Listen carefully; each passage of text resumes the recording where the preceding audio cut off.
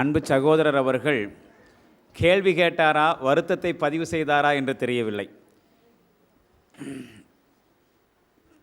வருத்தத்தை பதிவு செய்திருந்தாலும் இந்த சமுதாயத்தை நோக்கி கேட்கப்பட்ட கேள்வியாக கருதி அதற்கு பதில் சொல்லுவதற்கு முடியும். இந்த கேள்விக்கான பதிலே இல்லை. உண்மையை ஒத்துக்கொள்ளத்தான் வேண்டும். ஒரு கால் சகோதரர் சொன்னது போன்ற அனுபவங்கள் இருக்குமானால் அது முஸ்லிம்கள் செய்கிற மிகப்பெரிய துரோகம் இஸ்லாத்திற்கு.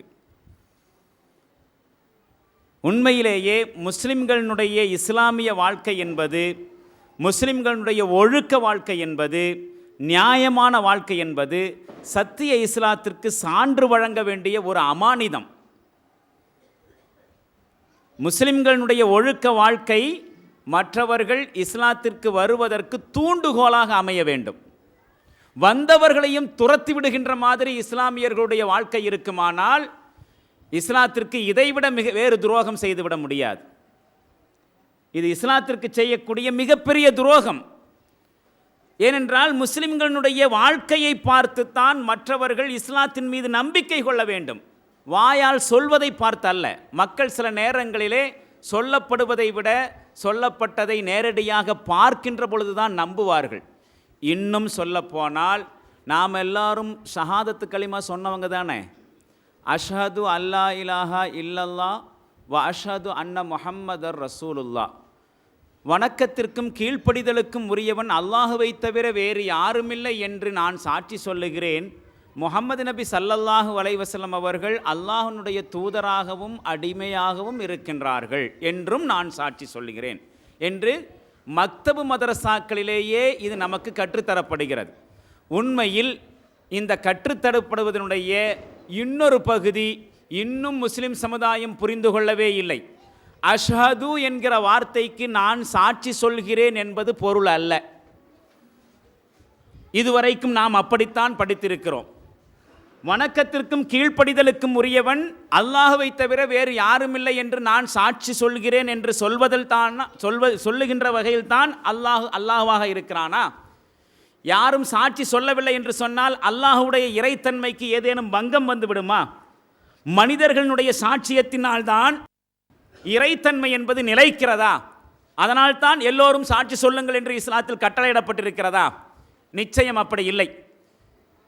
யார் சாட்சி சொன்னாலும் சொல்லாவிட்டாலும் அல்லாஹு தான். முஹம்மது நபி ஸல்லல்லாஹு அலைஹி வஸல்லம் அவர்கள் அல்லாஹ்வுடைய தூதராக இருக்கிறார்கள் என்று நான் சாட்சி சொல்கிறேன் என்கிற நாம் சொல்லுகிற சாட்சியத்தினால்தான் இறை தூதர் ஸல்லல்லாஹு அலைஹி வஸல்லம் அவர்கள் அல்லாஹ்வுடைய தூதராக இருக்கிறார்களா? நாம் யாரும் சாட்சி சொல்லவில்லை என்று சொன்னால் முஹம்மது நபி ஸல்லல்லாஹு அலைஹி வஸல்லம் அவர்கள் அல்லாஹ்வுடைய தூதராக இருக்க மாட்டார்களோ? நம்முடைய சாட்சியத்தின் மூலமாகத்தான் இறை தூதர் ஸல்லல்லாஹு அலைஹி வஸல்லம் அவருடைய ரிசாலத் நபித்துவம் என்பது நிலைக்கிறதா? நிச்சயமாக இல்லை. அல்லாஹ்வாக இருப்பதும் இறை தூதர் இறுதி தூதராக இருப்பதும் நம்முடைய சாட்சியத்தின் மூலமாக அல்ல. ஏனென்றால் ஷஹிதல்லாஹு அன்னஹு லா இலாஹா இல்லாஹு, வணக்கத்திற்குரியவன் அல்லாஹ்வை தவிர வேறு யாரும் இல்லை என்பதற்கு அல்லாஹுவே சாட்சியாக இருக்கிறான். மற்றவருடைய சாட்சியெல்லாம் அவனுக்கு தேவைங்கிற அவசியம் இல்லை. அவனுடைய இறைத்தன்மையை நிலைநிறுத்துவதற்கு மற்றவருடைய சாட்சியம் தேவையில்லை. உங்களுக்கு எனக்கு தான் சாட்சி வேணும். நான் ஆலிம்சாங்க அப்படின்னு சொல்லும்போது ஆலிம்சாதானா இல்லையா அப்படின்னு நிரூபிக்கிறதுக்கு, உங்களை நம்ப வைக்கிறதுக்கு நான் எதையாவது சாட்சி கொண்டு வரணும், எனக்கு யாரையாவது சாட்சியை கூட்டிகிட்டு வரணும். இப்படிப்பட்ட அவசியம் அல்லாஹ்வுக்கு இருக்குதா? நிச்சயமாக அல்லாஹ்வை பற்றி அப்படி நாம் கருத முடியாது. அதே போல முஹம்மது நபி ஸல்லல்லாஹு அலைஹி வஸல்லம் அவர்களை பற்றி சொல்லுகின்ற பொழுதும் குர்ஆன் முஹம்மது ரசூலுல்லா, முஹம்மது அல்லாஹ்வுடைய தூதராக இருக்கிறார்கள் என்று தொடங்கி வகஃபா பில்லாஹி ஷஹீதா, இதற்கு அல்லாஹ்வே சாட்சியாக இருக்கிறான் என்றும் குர்ஆனிலே வாசகத்தை பார்க்க முடிகிறது. பிறகு ஏன் அஷ்ஹது நான் சாட்சி சொல்கிறேன் என்று சொல்லப்படுகிறது என்று கேட்டால், அஷ்ஹது என்கிற வார்த்தைக்கு சாட்சி சொல்கிறேன் என்பதே அர்த்தம் அல்ல. சாட்சி சொல்கிறேன் என்பதற்கு அரபியிலே வேறு ஒரு வார்த்தை இருக்கிறது.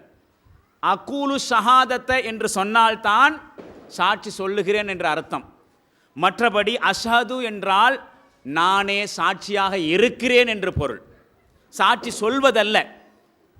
வணக்கத்திற்கும் கீழ்ப்படிதலுக்கும் உரியவன் அல்லாஹ்வை தவிர வேறு யாருமில்லை என்பதற்கு நானே ஒரு உயிருள்ள சாட்சி. வணக்கத்திற்கும் கீழ்ப்படிதலுக்கும் உரியவன் அல்லாஹுதான் என்பதை என் வாழ்க்கையை பார்த்து நீங்கள் புரிந்து கொள்ள வேண்டும். முஸ்லிம் அல்லாதவர்கள் புரிந்து கொள்ள வேண்டும். இறை தூதர் ஸல்லல்லாஹு அலைஹி வஸல்லம் முஹம்மது நபி அவர்கள் அல்லாஹ்வுடைய தூதர்தான் என்பதை அவர் காட்டி தந்த வழிமுறையில் நான் நடந்து இஸ்லாத்திற்கு சாட்சியாக, உயிருள்ள சாட்சியாக விளங்க வேண்டும். நான் இப்போ ஒரு நடைமுறை உதாரணம் சொல்கிறேன். நம்மில் யாராவது ஒருவரிடம் முஸ்லீம் அல்லாத சகோதரர் ஒருவர் வந்து, ஏங்க பாய், நான் இஸ்லாத்தை பற்றி தெரிஞ்சுக்கணுன்னு விரும்புகிறேன், எனக்கு இஸ்லாத்தை பற்றி சொல்லிக் கொடுங்க என்று ஆர்வப்பட்டு கேட்டு வந்தால், அதிகபட்சமாக நம்முடைய சகோதரர்கள் செய்கிற பணி, ஒன்று தனக்கு இஸ்லாத்தை பற்றி ஏதேனும் தெரிந்திருந்தால் அதனை சொல்லிக் கொடுப்பார், இதுதாங்க இஸ்லாம். அப்படி சொல்ல தெரியலன்னு சொன்னால் இஸ்லாத்தை பற்றி ஏதாவது புக்கு வாங்கி கொடுத்து இதை படித்து பாருங்கள், இஸ்லாத்தை பற்றி உங்களுக்கு விளக்கமாக தெரியும். அதற்கும் அவரால் இயலவில்லை என்று சொன்னால் இருக்கவே இருக்கார். யார்? பள்ளிவாசல் இமாம். அவர்கிட்ட கொண்டு போய் இவரையும் அவரையும் முடிச்சு போட்டுட்டு, ஹஸ்ரத் இஸ்லாத்தை பற்றி என்னமோ தெரியணுமா, சொல்லி கொடுங்கன்னு சொல்லி அவர்கிட்ட சிக்க வச்சுட்டு இவர் எஸ்கேப். அதிகபட்சமாக இஸ்லாத்தை தெரிந்து கொள்ள வேண்டும் என்று நாடி வருகிற முஸ்லிம் அல்லாத சகோதரர்களுக்கு இஸ்லாத்தை நாம் காட்டுவதற்கு மேற்கொள்கிற 3 வழிமுறைகள் இதுதான். இதை தாண்டி ஏதாவது இருக்கா? இருந்தால் நீங்கள் சொல்லுங்கள். இதை தாண்டி ஏதாவது ஒரு வழிமுறை இன்றைய முஸ்லிம்கள் செய்கிறார்களா? இல்லை. ஆனால் இப்படி செய்வதால் இஸ்லாத்தை நாம் அறிமுகப்படுத்தியவர்களாக ஆக மாட்டோம், நாம் ஷஹாதத்தை ஏற்றுக்கொண்டவர்களாக ஆக மாட்டோம். மாறாக, இஸ்லாத்தை பற்றி தெரியணுங்களா, ஒரு 2 நாளைக்கு என் கூட இருங்க, என்னை பாருங்கள், என் வாழ்க்கையை பாருங்கள், நான் குடும்பம் நடத்துவதை பாருங்கள், நான் வியாபாரம் செய்வதை பாருங்கள், நான் மக்களை எப்படியெல்லாம் வளர்க்கிறேன் என்பதை பாருங்கள், நண்பர்களோடு எப்படி பேசுகிறேன் என்று பாருங்கள். இதற்கெல்லாம் பெயர்தான் இஸ்லாம் என்று சொல்லுகிற துணிச்சல் எப்பொழுது முஸ்லிம் சமுதாயத்திற்கு வருகிறதோ அப்பொழுதுதான் அவர்கள் சொன்ன ஷஹாதத் என்பது ஊர்ஜிதப்படுத்தப்படுகிறது, நிரூபணமாகிறது, முழுமையடைகிறது. அதுவரைக்கும் நம்முடைய சாட்சியம் என்பது அந்தரத்தில் தொங்கிக் கொண்டிருப்பது போலதான். கிட்டத்தட்ட நாம் சத்திய இஸ்லாத்திற்கு உயிருள்ள சான்றாக விளங்க வேண்டும். அது நம்மீது சுமத்தப்பட்டிருக்கக்கூடிய தார்மீக கடமை. இந்த கடமையை நிறைவேற்ற வேண்டும் என்று குர்ஆனின் மூலமாக நமக்கு கட்டளையிடப்பட்டிருக்கிறது. வகதாலிக ஜஅல்நாக்கும் உம்மத்தம் வஸத்தன் லிதகூனு ஷுஹதா அலன் நாஸ் வயகுன ரசூல் அலைக்கும் ஷஹீதா. இவ்வாறுதான் உங்களை நாம் நடுநிலைமை சமுதாயமாக்கி வைத்திருக்கிறோம். எதற்கு? நீங்கள் உலக மக்களுக்கு சாட்சியாளர்களாக இருக்க வேண்டும் என்பதற்காக, இறை தூதர் உங்களுக்கு சாட்சியாளராக இருக்க வேண்டும் என்பதற்காக. இன்றைக்கு இஸ்லாத்தை நாம் கரெக்டாக ஸ்கேல் பண்ணுறது யாரை வச்சு? பள்ளிவாசல் இமாமை வச்சா? நம்முடைய அமைப்பு தலைவர்களை வைத்தா? பக்கத்து வீட்டுக்காரரை வச்சா? இஸ்லாத்தை நாம் தெரிந்து கொள்வதற்கு யாரை அளவுகோலாக வைக்கிறோம்? நபிகள் நாயகம் ஸல்லல்லாஹு அலைஹி வஸல்லம் அவர்களை அளவுகோலாக வைக்கிறோம். அதற்கு நடைமுறை உதாரணம் தான். எந்த ஒரு விஷயத்தை எடுத்து வச்சாலும் நீங்கள் சொல்கிறீங்களா ஹதீஸா? ஹதீஸா இருந்தால் சொல்லுங்கள், கேட்டுக்கிறேன். நீங்கள் சொல்கிற மாதிரி இருந்தால் கேட்க மாட்டேன். அப்படியே ஹதீஸ் என்று சொன்னாலும் அதற்கு ஆதாரம் இருக்கிறதா என்று கேட்டு ஒரு இஸ்லாமிய செய்தியை பின்பற்றுவதற்கு, இஸ்லாமிய நடைமுறையை வாழ்க்கையில் கொண்டு வருவதற்கு நபிகள் நாயகம் ஸல்லல்லாஹு அலைஹி வஸல்லம் அவர்களை அளவுகோலாக இன்றைக்கும் வைத்துக் கொண்டிருக்கின்றோமே. அவ்வகையில் வயகூன ரசூல் அலைக்கும் ஷஹீதா, இறை தூதர் ஸல்லல்லாஹு அலைஹி வஸல்லம் அவர்கள் உங்களுக்கு சாட்சியாளராக இருப்பார் என்பதை இறை தூதர்கள் நிறைவேற்றிக் கொண்டிருக்கிறார்கள். சத்திய இஸ்லாத்திற்கு இன்றைக்கும் சாட்சியாளராக இருந்து கொண்டிருக்கிறார்கள் என்பதற்கு உதாரணம்தான் எந்த விஷயத்திற்கும் ஹதீஸை நாம் ஆதாரம் தேடுவதனுடைய ஒரு நிலை. இதே மாதிரி முஸ்லிம் அல்லாத சகோதரர்கள் இஸ்லாத்தை தெரிந்து கொள்ள வேண்டும் என்று நம்மை நாடி வருகின்ற பொழுது, என்னை பார், என் அழகை பார் என்று சொல்வதைப் போல, என்னை பார், என் வாழ்க்கையை பார் என்று சொல்லுகிற துணிச்சல் இன்றைக்கு முஸ்லிம்களுக்கு வந்திருக்கிறதா? இஸ்லாத்திற்கு உயிருள்ள சாட்சியமாக திகழ்ந்திருக்கிறார்களா? நிச்சயமாக இல்லை, இதுவரைக்கும் இல்லை. என் வாழ்க்கையை பார்த்து இஸ்லாத்தை தெரிந்து கொள் இருக்கலாம். விதிவிலக்காக சில பேருக்கு நான் முழுக்க முழுக்க முஸ்லிம் சமுதாயம் அப்படியே இஸ்லாத்திற்கு எதிராக செயல்படுகிறது என்று குற்றம் சுமத்த மாட்டேன். கணிசமான பேர்கள் இஸ்லாமிய அடிப்படையில் வாழ்வதற்கு முயற்சியாவது செய்து கொண்டுதான் இருக்கிறார்கள். ஆனால் அதே அளவுக்கு கணிசமான பேர்கள் இந்த சத்திய இஸ்லாத்திற்கு எதிராக பொய் சாட்சியமும் அளித்துக் கொண்டிருக்கிறார்கள் என்பதும் உண்மை, மறுக்க முடியாத உண்மை. ஆனால் அந்த வகையில் இஸ்லாத்திற்கு வரக்கூடியவர்கள் இந்த இஸ்லாமியர்களை பார்த்து, அந்த ஒழுங்குகளை பார்த்து, மாண்புகளை பார்த்து ஈர்க்கப்பட்டு வர வேண்டும். ஆஹா, இவ்வளவு அழகான மார்க்கமா, இவ்வளவு உயர்ந்த மார்க்கமா இஸ்லாம், நானும் அந்த இஸ்லாத்தை ஏற்றுக்கொள்ள வேண்டும், அப்படி ஏற்றுக்கொண்டால் என்னுடைய வாழ்க்கையிலும் இது மாதிரியான மறுமலர்ச்சி தோன்றும் என்கிற வகையில் அவர்களை ஈர்க்கின்ற வாழ்க்கை முறையாக இருக்க வேண்டும். அதுதான் இஸ்லாம். நீங்கள் எல்லோரும் கேள்விப்பட்டிருப்பீர்கள். பல உதாரண சம்பவங்களை சொல்ல முடியும். ஒன்றை மட்டும் குறிப்பிடலாம். சத்திய இஸ்லாத்திற்கு உயிருள்ள சான்றாக இருப்பது என்றால் எப்படி என்பதற்கு சமீப காலத்தில் நடைபெற்ற சம்பவம் தான். திருக்குரான் ஷரீஃபை ஆங்கிலத்திலே முதலிலே மொழிபெயர்த்தவர் மர்மக்தியுல் பிக்தால், அல்லாமா மர்மக்தியுல் பிக்தால் என்பவர். அவர் இஸ்லாத்திற்கு வருவதற்கு முன்னால் தன்னுடைய வீட்டினுடைய உப்பரிகையிலே மேலே இருக்கக்கூடிய மாடியிலே நின்று தெருவை பார்த்து கொண்டிருந்த பொழுது தெருவிலே ஒரு இளைஞர் வயதான ஒருவரிடம் அடி வாங்கி கொண்டிருக்கிறார். அவருக்கு ஆச்சரியம். இவர் நினைத்தால் ஒரே அடியில் அந்த முதியவரை வீழ்த்திவிட முடியும். அவரிடம் போய் இந்த திடகாத்திரமான இளைஞன் இப்படி அடி வாங்கி கொண்டிருக்கிறானே, என்ன காரணத்திற்காக வேண்டி இந்த வயதான மனிதனிடம் இவர் அடி வாங்கி கொண்டிருக்கிறான் என்று தெரியவில்லையே என்று ஆச்சரியம். சற்று நேரத்தில் அந்த முதியவர் அடி என்று அடித்துவிட்டு போய்விட்டார்.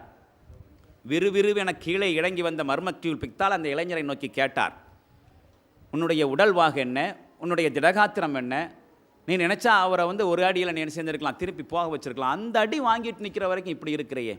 இல்லை, நான் அவரிடம் கடன் வாங்கியிருந்தேன், அந்த கடனை உரிய நேரத்தில் திருப்பி கொடுக்க முடியவில்லை, அந்த அமானிதத்தை என்னால் பேண முடியவில்லை, என்னை கேட்பதற்கும் தட்டி கேட்பதற்கும் அந்த தவணையை நிறைவேற்றாததற்கும் என்னிடம் அடித்து கேட்பதற்கு அவருக்கு உரிமை இருக்கிறது, அந்த உரிமையை அவருக்கு கொடுக்க வேண்டும் என்று எங்கள் நபி சொல்லி இருக்கிறார். யார் உங்கள் நபி?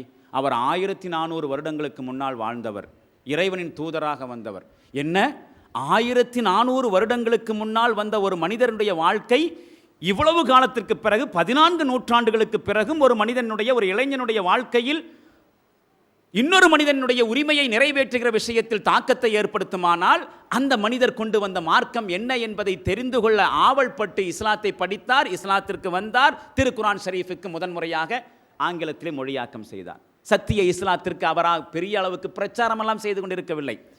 ஒரு செய்தி, இஸ்லாத்தை வாழ்க்கையில் நடைமுறைப்படுத்துகின்ற ஒரே ஒரு சம்பவம் இஸ்லாத்தின் பக்கம் மற்றவர்கள் இருக்கிறது. இது நிச்சயமாக இன்னொரு மனிதர் இஸ்லாத்திற்கு வர வேண்டும் என்று ஆசைப்படுகிறார், இஸ்லாத்தை பற்றி நிறைய தெரிந்து வைத்திருக்கிறார், இவ்வளவு தெரிந்து வைத்திருத்தும் ஏன் இஸ்லாத்திற்கு வரவில்லை நீங்கள் கேட்கிற பொழுது எனக்கு 3 பெண் குழந்தைகள் இருக்கிறார்கள், அவர்களை திருமணம் செய்து கொடுத்து விட்டு நான் இஸ்லாத்திற்கு வரலாம் என்று நினைக்கின்றேன்.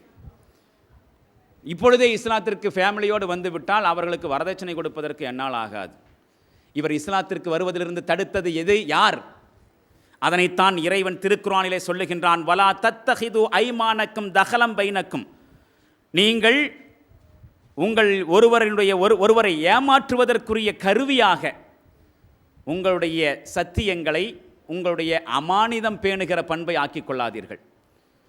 மாண்பை பேணுகிற பண்பை, சத்தியத்தை பேணுகிற பண்பை இன்னொருவரை ஏமாற்றுவதற்குரிய கருவியாக ஆக்கிக் கொள்ளாதீர்கள். அப்படி செய்தீர்கள் என்று சொன்னால் ஃபதஸில்லு கதமும் பாத சுபூத்தியா, இஸ்லாத்தின் பக்கம் வருவதற்காக உறுதிப்பட்ட பாதம் கூட நழுவி போய்விடும். இஸ்லாத்தின் பக்கம் உறுதியாக நிற்பதற்கு வருவதற்கு தயாராக இருக்கக்கூடிய பாதம் கூட சருகி போய்விடும். அப்படி மட்டும் உங்கள் மூலமாக ஒரு பாதம் சருகிவிட்டால் அல்லாஹ்வுடைய பாதையிலிருந்து வருவதற்கு தடை செய்ததற்காக வேண்டி கடுமையான தண்டனையை நீங்கள் அனுபவிக்க வேண்டியிருக்கும். ஒருவர் இஸ்லாத்திற்கு வருவதிலிருந்து தடையாக நீங்கள் இருப்பீர்கள் என்று சொன்னால் அதற்காக இறைப்புறத்திலிருந்து கடுமையான தண்டனையை நீங்கள் அனுபவிக்க வேண்டியிருக்கும். வழக்கும் அதாபுன் அலீம், மாபெரும் தண்டனையும் உங்களுக்கு உண்டு என்று இறைவன் எச்சரிக்கை செய்கிற செய்தி 16வது அத்தியாயத்திலே 94வது வசனமாக இடம்பெறுகிறது. இந்த வசனம் இந்த சமுதாயத்திற்கு ஒரு எச்சரிக்கையும் தருகிறது. அந்த எச்சரிக்கையை உணர்ந்து சமுதாயம் முஸ்லிம்களாக வாழ்வதற்கு முயற்சி செய்வார்களாக. அல்லாஹு ஜல்ல ஷானஹு தஆலா அதற்கு அருள் புரிவானாக.